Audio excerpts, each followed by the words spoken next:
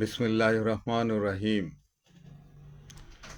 আমার প্রিয় দেশবাসী ভাইয়েরা, ভাই এবং বোনেরা, আপনাদেরকে অনেক অনেক শুভেচ্ছা জানাচ্ছি, সালাম জানাচ্ছি। আসসালামু আলাইকুম। অনেক দিন পর আবার আপনাদের সামনে হাজির হলাম এবং কিছু কথা তো বলতেই হবে যেহেতু হাজির হয়েছি, এবং যে কথাগুলো বলবো সেটা আগে আমি অনেক রিয়েলাইজেশন করেছি, অনেক ভেবেছি, তারপরে আমি আপনাদের সামনে কথাগুলো বলার জন্য এই লাইভে এসেছি। আমি আসলে যা দেখছি আর কি, সেটা আপনারা সেইভাবে দেখছেন কিনা জানি না। আমি দেখছি আগামী যে ইলেকশন, সেই ইলেকশন তো আমি এর কোনো রকমের সততার সঙ্গে সত্যিকার অর্থে একটা ভালো ইলেকশন হওয়ার মতো আমি কোনো কিছু আমি কিন্তু দেখতে পাচ্ছি না। কেন দেখতে পাচ্ছি না সেটি যদি আমি আপনাদেরকে বুঝিয়ে বলি, তাহলে আপনারা বুঝতে পারবেন।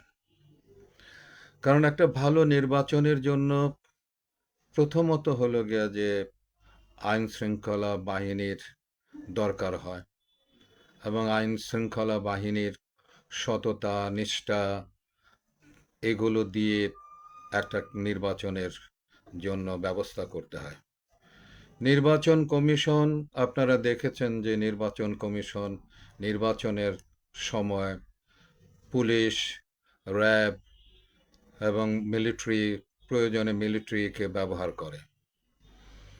কিন্তু এখন দেশের যে পরিস্থিতি চলছে এবং এই যে ইলেকশন নিয়ে যেভাবে কথা বলছে যে অতি দ্রুত যেন ইলেকশন দিয়ে দেয়, যেখানে এই সালেহ আহমেদ সাহেব এই কয়েকদিন আগেও বলেছেন যে নতুন সরকার না আসা পর্যন্ত তারা দ্রব্যমূল্য নিয়ন্ত্রণ করতে পারবেন না, এবং এটি জানিয়ে দিয়েছেন। আমরা মেনে নিলাম কি না নিলাম সেটাতে তাদের কিচ্ছু যায় আসে না, কিন্তু তো এইগুলো পারছে না, অনেক জায়গায় কিন্তু পারছে না। আমাদের উপদেষ্টারা যারা আছে তারা মোটামুটি কিন্তু ফেল করেছে, কেউ কিন্তু তাদের জায়গায় কিন্তু সেভাবে কাজগুলো করতে পারছে না।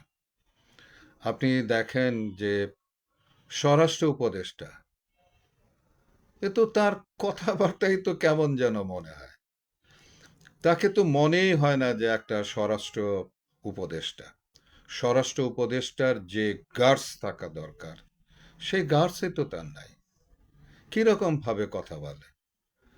তো যাই হোক, এই যে স্বরাষ্ট্র উপদেষ্টার আপনার দুর্বলতা, তারপরে আপনার আইন শৃঙ্খলা বাহিনীগুলোকে এখনো পর্যন্ত ঠিক করা হয় নাই।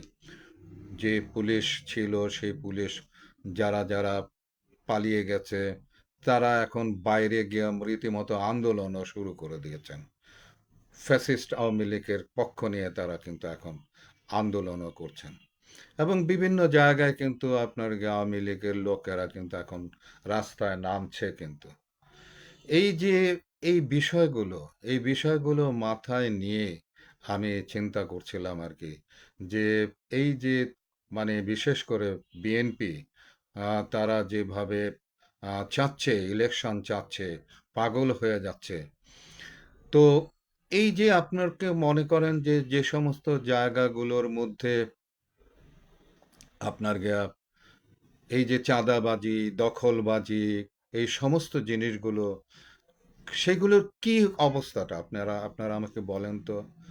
যে চাঁদাবাজি, দখলবাজি, সে তো তো হাত বদল হয়ে ওই একই অবস্থায় কিন্তু চলছে, কিন্তু দেশের মধ্যে কিন্তু কোনো রকমের কিন্তু সেই রকম সুশাসন কিন্তু প্রতিষ্ঠা করতে পারে নাই কিন্তু আমাদের এই তত্ত্বাবধায়ক সরকার কিন্তু কোনো রকমের কিন্তু কোনো রকমের সুশাসন কিন্তু দিতে পারে নাই কিন্তু মানুষের দ্রব্যমূল্যের যে বিষয়গুলো আছে সেই দ্রব্যমূল্যের বিষয়গুলোকে কিন্তু নিয়ন্ত্রণ করতে পারে নাই কিন্তু বরঞ্চ দেখেন কিভাবে তারা কথা বলে তারা বলে যে এরকম ভাবে নতুন সরকার না আসলা পর্যন্ত তারা নাকি এটি ঠিক করতে পারবে না তো নতুন সরকার না আসা পর্যন্ত তারা ঠিক করতে পারবে না তো তারা তো কোনো পদত্যাগেরও কোনো রকমের কোনো কারোর মাথার মধ্যে তো এই পদত্যাগের বিষয়টাও নাই তো এই যে পদত্যাগের বিষয় নাই অথচ এগুলোর তারা ঠিক করতে পারছে না নিজেরাই স্বীকার করছে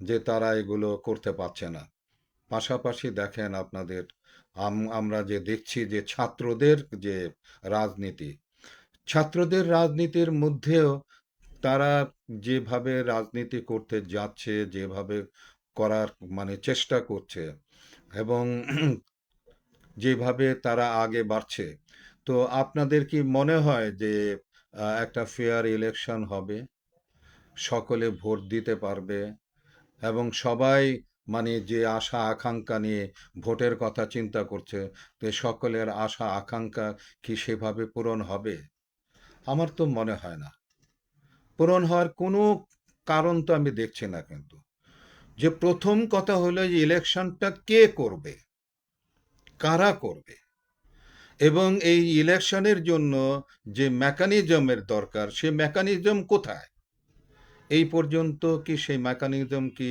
প্রতিষ্ঠিত হয়েছে প্রতিষ্ঠিত তো হয় নাই তো কাজে যেখানে প্রতিষ্ঠিত হয় না মেকানিজম যেখানে প্রতিষ্ঠিত হয় নাই এবং যে মানে যেভাবে একটা নিরপেক্ষ যেভাবে একটা সৎ ইলেকশন হওয়া দরকার সেটার কি কোনো রকমের ব্যবস্থা কি আমরা দেখছি সামনে বলেন তো আপনারা আমরা কি দেখছি সেরকম আমি তো দেখছি না আপনারা দেখছেন কিনা আমি জানি না যদি আপনারা দেখেন তাহলে দয়া করে আমাকে একটু জানাবেন যে আপনারা সেই রকম ভাবে দেখছেন ইলেকশন হওয়ার মতো সুন্দর ইলেকশন হওয়ার জন্য আপনারা সেই ব্যবস্থাগুলো আপনারা দেখছেন সেই যে ব্যবস্থাগুলো দেখছেন দয়া করে আমাকে একটু আপনারা একটু জানাবেন যাতে আমিও যেন বুঝতে পারি যে হ্যাঁ ইলেকশন হওয়ার মতো কারিগরি ব্যবস্থা সমস্ত কিছু তারা ঠিক করছে কোথায়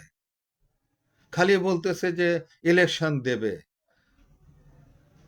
অক্টোবর নভেম্বর ডিসেম্বর কিংবা জানুয়ারি যে সময় দেখ না কেন এই যে ইলেকশনটা করবে কিভাবে করবে আচ্ছা ভাই কিভাবে করবে ইলেকশন ইলেকশন ফেয়ার হওয়ার জন্য যে আপনার গিয়া আইন শৃঙ্খলা বাহিনীদের যে দরকার সেটা কি রিফর্ম হয়েছে হ্যাঁ এখনো এখনো পর্যন্ত তো কোনো কিছুই তো হয় নাই কোনো জায়গায় তো কিন্তু তারা ঠিক করতে পারে নাই কিন্তু তো যেখানে মানুষের জীবনযাত্রার জন্যই কিন্তু আইন শৃঙ্খলা বাহিনীর যা যা কর্ম করার দরকার ছিল সেটাই করতে পারলো না ইলেকশনের জন্য তারা কি করবে কিভাবে করবে কার মাধ্যমে করবে এই মানে আপনার স্বরাষ্ট্র উপদেষ্টা তিনি করবেন ওনার মধ্যে কি আপনারা আস্থা পাচ্ছেন আপনারা আমরা কি আস্থা রাখতে পারবো তার মধ্যে এই যে শুরু থেকে আমি বলে আসছিলাম যে এরকম ভাবে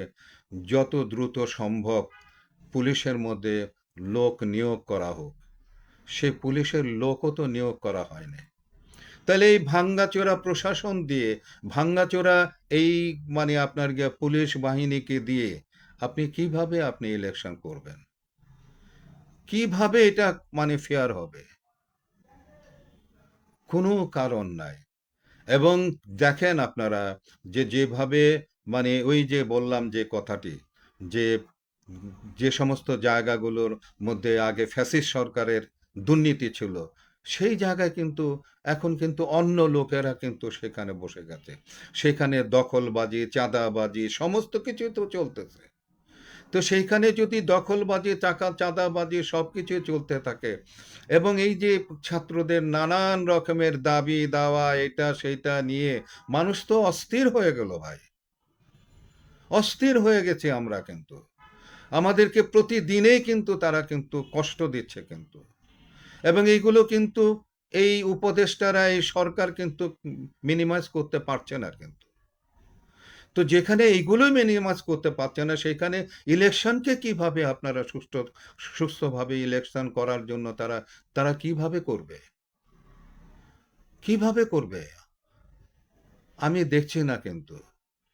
তো কাজেই এই যে মানে এত কথা, এত আশা, এত আকাঙ্ক্ষা, এত স্বপ্ন, সেই স্বপ্ন কি আসলে কি হচ্ছে আসলে? সেই স্বপ্নের কি হলো? এই যে মানুষের এত দীর্ঘদিন ধরে মানে তাকিয়ে আছে যে একটা ইলেকশন হবে, অনেক ছেলেপেলেরা যারা ভোট দিতে পারে নাই, জীবনে ভোট দিতে পারে নাই, তাকিয়ে আছে ভোট দেওয়ার জন্য। সেই ভোট কি তারা ঠিকমতো দিতে পারবে? এই যে আপনার গিয়ে এইখানে যদি চাঁদাবাজি চলতে থাকে, এইভাবেই যদি চলতে থাকে, তাহলে আপনার গিয়ে ইলেকশনের সময় তারা কি করবে আপনারা বলেন তো? যেখানে আইন শৃঙ্খলা রক্ষার এই অবস্থা, এই পরিণতি, সেইখানে আপনার গিয়া যখন ইলেকশন শুরু হবে, তখন কি এই উপদেষ্টা কি এইগুলোকে ম্যানেজ করতে পারবে? তাদেরকে থামাতে পারবে? তাদের দুর্নীতি কি রোধ করতে পারবে? তারা তো আগে থেকেই তো মানে আপনার গিয়া সবকিছু দখল করে বসে আছে। তাহলে কি লাভ হলো? কি লাভ হলো? তো কাজেই আমি বলবো যেটি, যে এখনো সময় আছে।